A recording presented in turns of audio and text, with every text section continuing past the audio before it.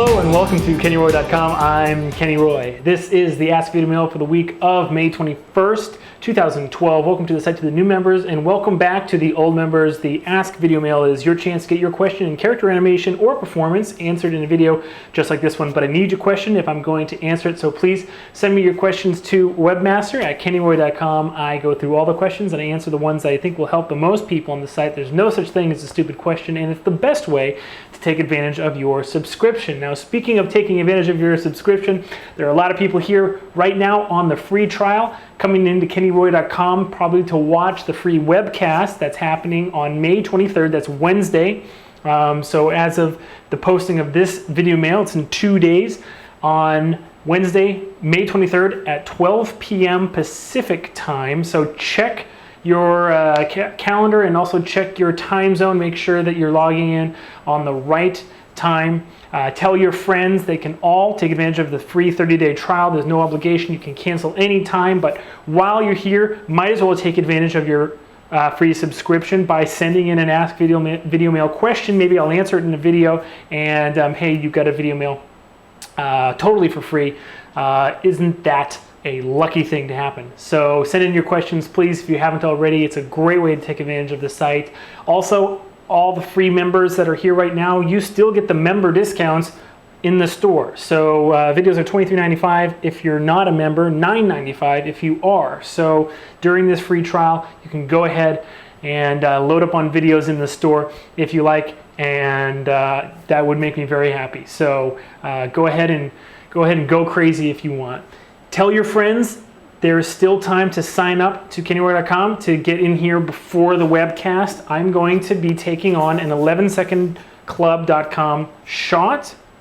The current audio file for the 11 Second Club, it is an awesome audio file. It is part of the reason why I'm doing this. I was inspired by the audio, and I thought that I could give you guys some tips on how to start a successful multi-character dialogue shot. I power voted last month on 11 Second Club, meaning I voted on every single one of the entries, and I have to say I gave out at least 50 ones and twos. And it was just because, and I could see clearly that the animation was just started totally wrong. And that's, you know, that's avoidable. You can make a conscious change to your workflow. You can start a shot the right way, or you can start it the wrong way. Hopefully you'll learn something tomorrow. It's going to be 6 hours of animation goodness. You don't have to stay for the entire 6 hours, of course, but there will be, you know, it's not scheduled, so I don't know what's going to come out at what time. I have a general schedule. I shouldn't say it's not scheduled. I have a general schedule. It's not like I'm going to be coming here and just like running around and doing nothing. We're going to start a shot, and I'm going to be emphasizing the very first decisions that I'm making, so you can see what a pro thinks about and does when they're starting a shot. Okay, so tell all your friends about that. Tell them to sign up on the homepage of KennyWord.com right now. There's a link for a 30-day trial, no obligation, cancel anytime, and we'll all have a great time on Wednesday. One more time, Wednesday, May 23rd at 12 p.m. Pacific time. Okay, let's get to the question. It's a goodie. I'm really happy about this question. Let's take a look.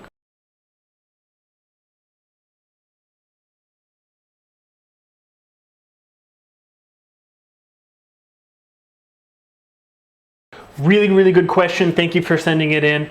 I love this question because it has all of the kind of technical and artistic and sort of observation that makes up animation, that makes animation such an exciting job to have.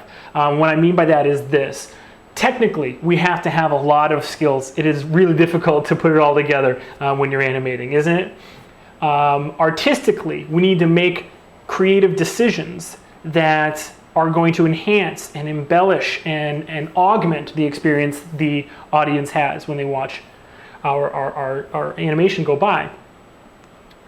But then observation, we need to know a lot about humans and performance and acting and emotion in order to put that all in. So this question touches on all of those. First of all, technical. What do you use? Do you use the controller that is basically attached to the head, or do you use the one that's locked in world space and the eyes actually follow it no matter where they go, okay? Sometimes you won't get a choice. So the brief answer is that there really is no reason to ever use anything but the world locked eye target. There's very few exceptions, and I'll tell you what they are technically, okay? One moment when you'd want to use that is if you're blocking and you don't want to have to move that eye controller around because it's not in a C set, and you don't want to select it as you're retiming your animation. Because it can be really distracting if you have all your controls, like, moving stepped keys, and it's like so distracting to see that the eye mover, like if you retime the body a little bit, like the eye mover to like pop at different times, it just gets a little bit out of hand. So for blocking, just for ease, you may want to leave the eyes and just lock them to the head. You use it in that mode, okay? Normally there's a switch, okay? Use it in that mode just to keep things not distracting. Also, if your supervisor or director is looking at your animation in blocking mode, then that's another good way to just make sure that your eyes are not distracting.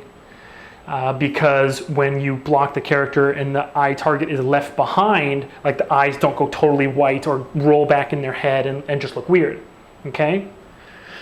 And sometimes, if on a very few occasions, you'll want to leave it in that mode the entire shot. If it's like a super physical action that's really, really quick and the character does like a 360, it's just sometimes a pain to animate like that eye target all the way around in a circle, or if it's like a really quick action like this or something, and you just want to make sure that you have those irises in the middle of the eye where they're not looking like they're being left behind or whatever.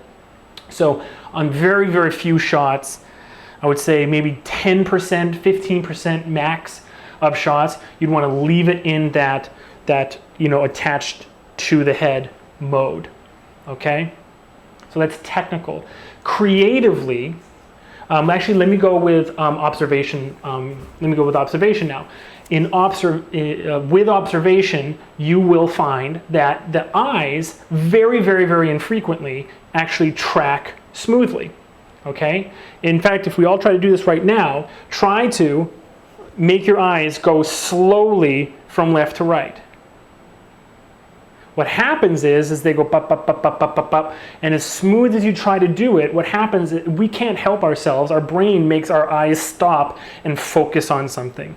Now you can actually defocus your eyes and do it a little bit smoother, okay? Just a little bit though. Your eyes still are searching for something to focus on, and there's a stuttering effect. So your eyes are always focusing on something. And one way to make your animation look a little bit more realistic, this is by observation, is to have your eyes always moving, but always darting, doing micro darts. Like if you're having a character watch somebody off screen, make it so that their eyes look like they're going back and forth between the eyes of the character who's talking to them, and then sometimes down to the mouth, or you can kind of telegraph a gesture. So if the person goes like, oh, come on, like off screen, you might have them looking back and forth between the eyes, and then they go, oh, come on, and then just like that little bit of, just a subtle, like it looks like it's following an object, will make it feel like something's happening off screen. It's a very alive scene, all right? So that's the exception. When you're following an object and you're focused on an object, your eye will move as smooth as that object is moving. Perfectly smooth, because it's focused on a point, okay? So there's no stuttering there. And that's another small subtle detail that you can put into your animation to make it feel even better. So back and forth between the eyes, and then sometimes down to the mouth, and then back up to the eyes, and then a movement happens and you do it smoothly in the eyes. And that makes us feel subconsciously, very, very deeply subconsciously, that it's actually tracking an object. And then you go back to the staccato darting, and then it's our eyes moving themselves, okay? So that would be observation, why you'd want to keep it in that target mode, all right? and not have it attached to the head, okay? Because you can't control if it's attached to the head and the head's moving smoothly, it's just going to be moving super, super smoothly with the head. And ostensibly you could counter animate it, but you'd have to counter animate it extremely in order for it to look realistic, okay? To match your observation. Okay, and now creatively, I was looking at some example images that I was given for this question, and I don't think I can show them, but it basically had a character. Well, let me see here. Okay, well, basically, the way the question was phrased was that the character's eyes look like they cross when they're looking at something close, and that's true, okay? But creatively, we need to know how to make an eye look at something, okay? So the second part of this question, I didn't post it because this is mainly about, you know, the blend of technical, creative, and observation. But the second part of this question is kind of what happens when your character is like looking at something, and how do we make it look like it's looking at something, okay? And it's true, if something comes really close to your eyes cross, okay? And if something is really, really far away, your eyes are almost straight forward, all right? So I'm going to show you just real quickly here, just a little bit of my creative that I like to put into eyes in terms of how they're facing. So here we have two copies of this. I think his name's Alfred. Yeah, Alfred. Okay, he's a cool little rig. He's fun. I see him sometimes on the 11-second club. People use him. This is an old version of the rig. I think he's been updated, version 1.2. So I'm not sure what he's at right now. Doesn't really matter. So basically, right now, this character's eyes are facing this target. Okay, and now this character was rigged so that the eyes, let me switch to a front view, the eyes are actually rigged so that the target is almost exactly the width of the, between the center of each pupil. Meaning if I move this close to his head, they don't really cross until he's looking at something that's on the bridge of his nose, and it's impossible to focus on the bridge of your nose, okay? So basically for all distances, this character will never have crossed eyes, okay? So that would mean that if we want to make him look like he's actually looking at something that's really close, then we should probably animate or at least set these two individual eye controllers to be close to or almost overlapping. So now our character actually looks like he can see things that are right in front of his face. Okay?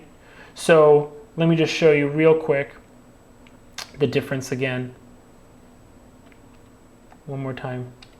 So here's him focusing literally in front of his face, and here's the way the character was rigged. See how this looks like it's way off in the distance? Okay, so the first thing you need to look at is, do you have a control that has the eyes rigged basically straight forward, or are those or are they basically a focal point overlapping? Okay. And creatively, what you want to do is just basically make sure that you're taking few liberties with that focus, that focal point. You know, how he's actually looking at the screen or looking at a character or an object. Okay. There's not very much wiggle room on that. Okay. Now, when we have a character looking off to the side, we normally want to make sure that the irises and the pupils are showing kind of the same amount. So not exactly, you know, you don't have to bring this one all the way out to here, but you do want to make it so that it's just a little bit biased towards the showing the pupil rather than the realistic position where it is on the controller, okay? Some rigs, I like to do my rigs like this. Some rigs actually have this controller rotate automatically to the head. And I'll show you why that can be important. Is see when I'm rotating right now how the irises are actually affected by the rotation. So if you're looking at something over here, then I would want it to face his head so that that focal point, let's go back to object here, so that focal point would be still a little bit more, kind of an actual point of focus rather than kind of the computer starting to approximate things and things getting muddy, okay? So this is normally the area where things start to get a little bit hairy, and I'll show you how and why right now, okay?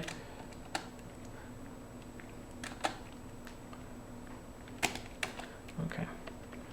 So if we wanted to have a character who's looking at an object that's behind his head, here they are, okay? And the camera is front and center.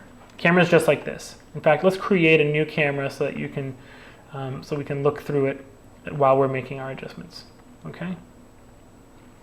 Here we go. All right, so here's the camera, and there's an object behind his head, as you can see, that he's supposed to be looking at. What I frequently see is animators turn the head and put the eye controller, let me work in perspective now, put the eye controller on the object, okay? And even if you're cheating things just a little bit to make it so that the character, the irises, are pulled out a little bit from the corners of the eye, what you end up getting to camera is, even though this is realistic, all you get is white, okay? So creatively, this is not very attractive. And what I found is, this is a really weird phenomenon, but what I found is that the accurate version of him looking at this object is nowhere near as effective in terms of like just creativity and making it feel like he's actually looking at the object than by cheating it.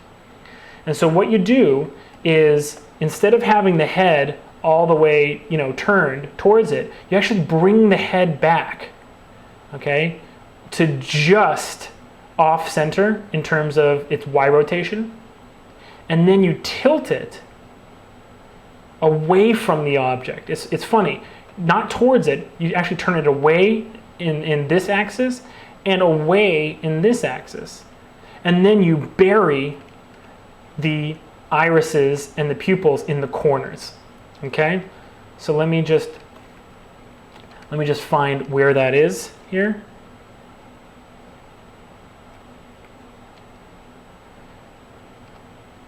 I'm just going to approximate right now so that we just get a quick result. So I'm just going to sink those pupils. I'm looking for just that roundness to just be hugging that corner. Okay, same thing right here. And I'm cheating it. See, this one is actually looking. This one is looking much higher than the object. This one is a little bit above, but not nearly as high as its compadre over there. And again, this left eye can be a little bit more, not that much, that would be probably accurate, but just a little bit more buried than the other one. Okay, so let's switch back to our camera and check this out. Isn't that weird? For some reason, the more of the face you see, but those pupils buried in the corner, as much as you'd want to ever get away with in terms of like losing the pupil and the iris, it actually looks more like he's looking at this object behind him, even though he's not looking anywhere near it. It's almost like characters have like eyes on the back of their head. And whereas this one, he's looking directly at it, but it almost feels like he's looking just forward, doesn't it? For some reason, I think that's true. Now I'm going to show you, this is a poster that we created here at the studio for one of the films I've written. I'm showing this to you because the pose, if you look at it, it feels correct, but then when you look very closely, you realize that I did this trick again on this poster. Okay, so here it is. Film's called Beanstalk, and here's Jack, and he's standing on this, sort of like cyber beanstalk, and he's looking up the beanstalk, or is he? So check this out. This beanstalk is curling up, but then it's curling away as it goes up into the clouds. And if you look at Jack's eye line, it's basically forward and up. So instead of having his head like totally profile and staring directly up at that light where it actually is, I chose to actually just have him cheat his head back and tilted slightly away, and then I did the same thing. I buried those irises up into the eyelids, and it actually looks like he's looking up towards the light much more than he would if he were like this character right here. Okay, so basically that's a really good question, and I just want to quickly recap. Technically, there's really 10 to 15% of your shots should technically require you maybe to have that eye line locked. Some rigs don't have the option to keep it in world space.